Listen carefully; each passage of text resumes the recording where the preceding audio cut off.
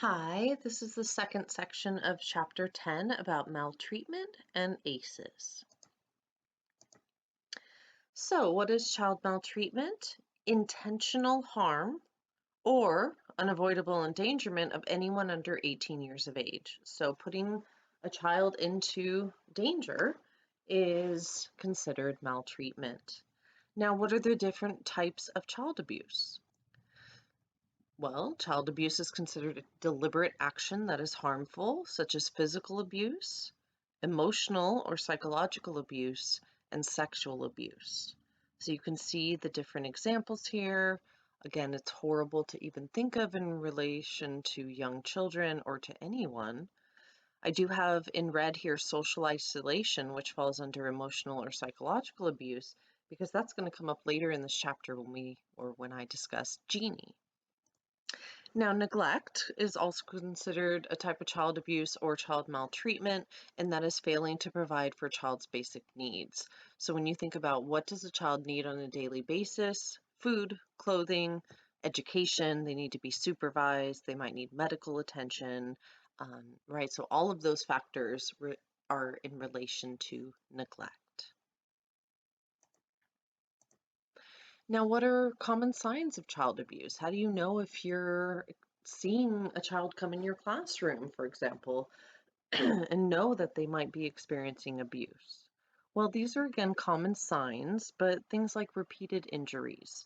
Do they have these injuries where maybe parents don't seem concerned, or their story is different than the child, or there's some unlikely explanation? Again, could be a sign.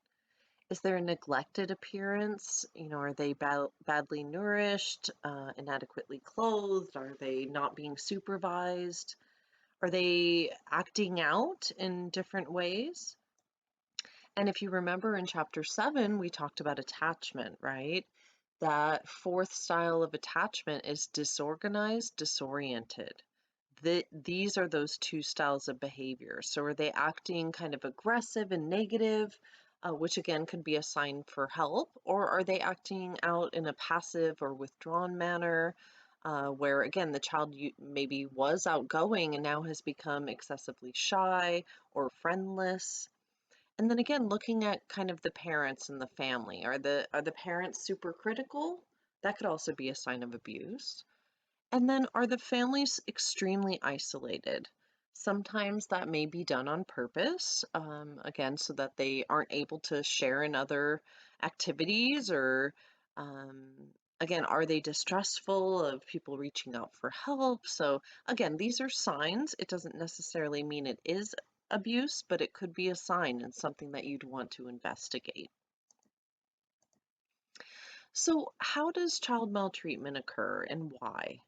Well, again, if it's an adult who is maltreating the child, they do find that they have some kind of psychological disturbance. But there's no one personality type of an abuser. It's not one ethnicity, one gender, one income level, right? It could be anything. But there's some kind of psychological disturbance going on. And again, it could have been from their own abuse that they experienced growing up. We find there's a cycle of abuse. And we also find that many factors contribute when we look at a child who is being abused. There's factors within the parent, within the child, within the whole family, and then even the community and the culture. So this, again, if we're kind of thinking about Bronfenbrenner, makes sense, right? Because the systems are interacting. So is the child being abused?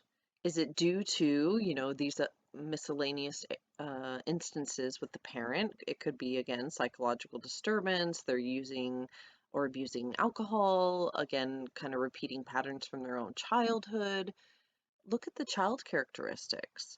The child has no control over any of that, whether they were born prematurely, what their temperament is, their activity level, developmental issues, and many times on top of those issues become abused. Now, family characteristics again involve the parent and the child, so there could be homelessness, marital issues, domestic violence, many children, not a lot of resources, right? Oops, sorry about that. What about the community? Is it Again, are they more socially isolated where they don't really have support and or others who are kind of, checking up on them and making sure the child is okay? And what culture are they living in? And what culture do the parents come from? Are they approving of physical force in their culture? That could also play into it. So again, there's many factors when we look at a child who is being abused. Now, how do we prevent abuse? Well, it comes from different levels. So if we start with parents, we would ideally want to teach all high-risk parents some effective child rearing strategies. But think about what puts you at high risk. Having a single parent, witnessing or experiencing abuse yourself as a child or as an adult, living in a low-income area. I mean, there's so many factors, right? So it could literally mean every single person needs to have some child strategies, some parenting strategies, right? Go through parenting classes. Well, what if we took a step back from that and thought about adolescents? They many times are becoming parents. So what if we taught child development in high school? And some of you may have had that experience, right? What if we provide direct experience with children, showing how difficult it can be to raise a child, especially at that young of an age? What about our communities? Are we providing programs and providing support so that, we're helping these families get out of poverty and stop continuing that cycle that again may be connected to abuse? So remember, prevention is trying to prevent something from happening before it happens. So these are just some ideas of how to help prevent abuse. So I have two links here about reporting child abuse in LA County, since our university is in LA County, but taking some information from there, how do I know when to report child abuse? Again, look for those signs, try to get as much information as possible, and if it's in the child's best interest, again, that's always what you're looking out for. Because a report is serious. It could have a lifelong impact on that child, so you don't ever want to make a false or malicious report. Again, parents make errors in judgment, but if it's a pattern, if it's something that's, putting the child in danger, then it's time to report. What happens if you report? Well, you can typically stay anonymous if you're just kind of making a report. But if you're a mandated reporter and you've signed paperwork, at your job saying, I'll uh, mandatorily report if I see any signs, again, you're still able to talk to your supervisors, get some additional information before immediately making a report, but you are mandated to if the child is in danger. So again, if you make a false report, you may be found out also, even if you tried to stay anonymous. All right, so lastly, let's talk a little bit about Genie and ACEs. So I have a really long video about Genie, but unfortunately it's not online and I'm not able to share it. So I did share a shorter video clip about Genie, and that relates to your activity for this week. But here's kind of a summary. So Jeannie is not her real name, but they say it's kind of similar to a genie in a bottle, where we don't really know where they came from or what happened, but they just appear. That's kind of what happened to Jeannie. So she lived with her parents until she was 13. Her mother had trouble seeing and went to Aid for the Blind, but didn't actually go to Aid to the Blind. She went into a social services agency by mistake. When they saw Jeannie's appearance and her overall demeanor, they called the police, and the police then came in and removed the child, and for many reasons, which you guys will see in the video. But she was sent to Children's Hospital. This was in 1970, immediately after her father committed suicide. Well, come to find out, her parents had locked her in a room for her whole life, barely spoken to her. She still had a crib and what they called a potty chair, something that you would learn how to use the toilet on. And she was 13 years old. She couldn't speak. She was under 100 pounds. Again, was not the appearance of a typical 13-year-old. So she stays at Children's Hospital for a while, and then she's taken in by Jean Butler. You'll hear a little bit about Jean Butler, but there was discrepancies between Jean Butler, who was close with Jeannie's biological mother, and Children's Hospital. So due to Children's Hospital's recommendation, she was not accepted as a foster parent for Jeannie. So Jeannie then went to another home. So we're kind of seeing this pattern, right? But she did stay at the Rigler families for a few years. But David Rigler was her therapist, the researcher, her foster parent. He was combining a lot of roles. And what ended up happening in 1975 is the Rigler family was getting a yearly grant for, almost $250,000, and it was finally rejected on the fourth year, saying that it lacked scientific research. Um, Again, because he was taking on all those roles, he didn't really have the data and the research necessary to continue the funding. In the summer of 1975, they send Jeannie back to live with her mother, who has now had cataract surgery, and claimed that it was the father who was only abusing Jeannie, and took her back to the exact same home in Arcadia, California, where she had been abused for her whole life. That didn't go too well. She went into foster homes after that. Her mother wasn't able to um, care for her in the right way. Um, Her mother ended up filing a lawsuit on Children's Hospital, winning, a lot of money. The mother then died in 2003, and her older brother died, which we'll see a little bit about him in a minute, in 2011. So as of 2016, she was a ward of the state. When she went back into foster homes, she was abused, and although she had kind of developed a little language, she started to regress back to a life of silence. Um, and as far as we know, she's still living in an adult care facility in Los Angeles. So Jeannie can teach us a lot, for example, about the critical period of brain development in terms of language. Well, remember Noam Chomsky? We talked about him when we talked about infant and toddler language development. He believed that as long as we were exposed to language, we could pick it up. It was an innate ability, and we just needed to be exposed. Well, Eric Lendenberg came years later and said, it depends on when the timing is of this exposure. We have a critical period in our brain, somewhat like a switch. And once we reach that critical period, that switch is flipped, and we are no longer able to acquire language in the same way as we were when we were children. Our brain becomes set in certain ways. And for example, if you learn a new language after the age of 12, 13, 14, you will probably always have a accent in that language and not sound fluent because the critical period had already passed. You'd already gone through puberty. So, again, something to think about as you are viewing the Genie video. Because again, she was found at 13. So if she was given an enriched learning environment, could she overcome her deprived childhood? Could she learn language? We saw that she was kind of able to, even though she had missed the critical period. Again, she was found at 13. But she did regress in her language development because she was abused in foster homes after she'd already been through so much in her life. So one thing they talk about, I'm not sure in the video you have, but wild children, and that's where Jeannie kind of fell under.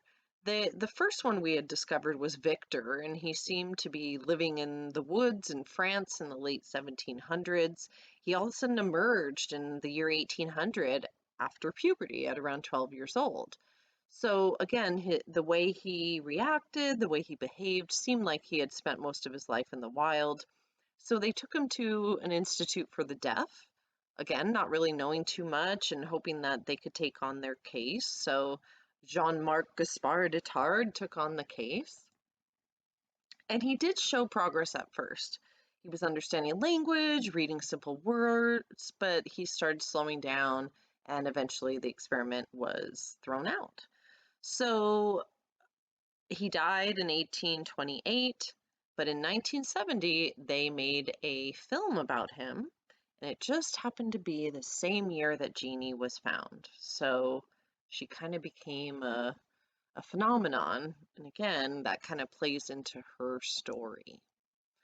So she was able to learn some language, as you'll see, but her inability to use grammar, and again, that's what Chomsky says separates us from animals, is that critical period hypothesis. And again, her case is not simple. She missed the critical period. On top of that, she was horrifically abused and specifically socially isolated and physically and emotionally abused. She was malnourished, deprived of cognitive stimulation, and they never really knew if she was born with what they called mental retardation at the time, developmental issues, or if that was due to the lack of nurturing throughout her young childhood.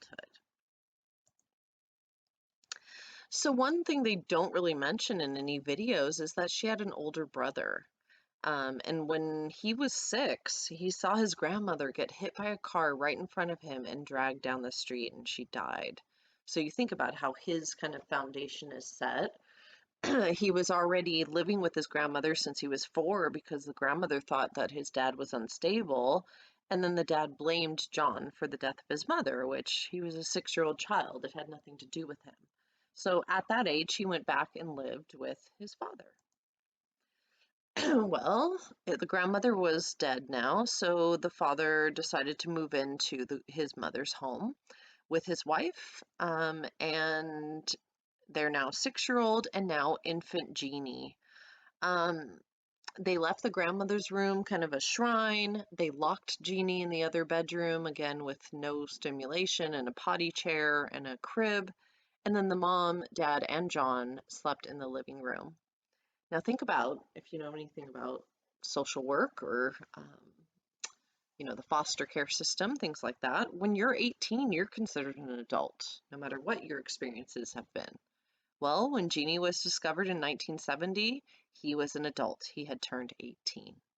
So you look here at the detective's quote, he was just as much a victim. John was just as much a victim as the younger sister, Jeannie, but he was so little a part of the direction of the case because he was not a young child, and he again wasn't the concern of the government. So unfortunately, he was kind of left out in the wind, and I think that's an important, if you look at his then future of how it was molded by these experiences. Okay, so ACEs now is going to relate to Jeannie. It's going to come back here in a minute, but adverse childhood experiences are considered ACEs. And they're, again, traumatic events that occur in childhood. Experiencing violence, abuse, witnessing violence, having a family member who attempts suicide or dies by suicide, or again, these can be very traumatic events in the child's life. Other environmental influences could also, undermine their sense of safety and well-being, such as substance abuse, mental health issues with, again, family members, instability, jail, prison. So there's a lot of things from our childhood that can be traumatic and are considered adverse childhood experiences. Now, they do find a link between ACEs and later high-risk behaviors, diseases, and other negative outcomes. You can kind of see here they did a study, and in terms of the abuse that was experienced, physical was the most common. What the household challenges were, the most common was substance abuse, then separation and divorce, mental illness, um, again, spousal abuse maybe, and incarceration, and again, neglect, also relating to emotional and physical abuse. So think about Jeannie's ACEs. She was horrifically abused. She was in no way allowed to live life. She was physically abused, she was emotionally abused, she was socially isolated, neglected in so many ways. And As you guys will find out in the video, she was studied rather than focusing on establishing her attachment-based relationships. And from what we've learned about attachment, that's the foundation for a happy and successful life, right? So think about that as you get further into Jeannie's ACEs. So lastly is, how can we prevent ACEs? Well, again, if we are people in the community, teachers, family members, we can help them to strengthen their economic issues. We can help with parenting advice, and we can provide quality care and education, again, parenting skills, and try to intervene if something is going on. So please, as always, reach out with any questions.